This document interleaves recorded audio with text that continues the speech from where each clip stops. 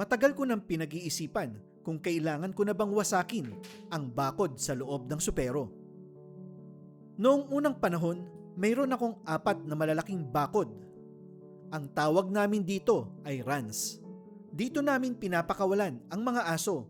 Magkakasama ang magkakasundo. Ngunit ilang taon na ang nakakaraan, ang 4 na bakod ay ginawa kong isang malaking bakod o isang malaking run. Ginawa ni Sir to na iisa na lang yung run kasi nung binubuo yung yung pack ng supero, diyan sila, sinasama-sama sila diyan. Kasi nung 4 pa yan, hindi sila mapagsama-sama. Kasi itong malaking ground na to, hindi pa to pinapakawalan dati kasi puro pahalaman ni Madam dito. Kaya diyan sila nilalagay dati. Kaya pinag-isa yan, ginawang isa. Ang bakod na ito ay nagsisilbing palaruan para sa mga asong agresibo, kagaya ni Lapu-Lapu, ang mga Rottweilers at si Turkey. Pero malapit-lapit ko na itong tanggalin.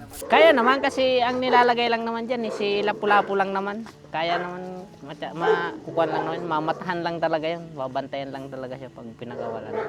Kaya naman kahit wala na yung run. Ang napipintong pagtanggal ko ng malaking bakod o malaking run ay upang magamit ito ng lahat ng mga aso ko. Mas malaya sila makakapaglaro bilang isang pack. Paano na sina Lapu-Lapu, Rottweilers at Turkey? Yun lang po sa ngayon at maraming salamat sa panonood.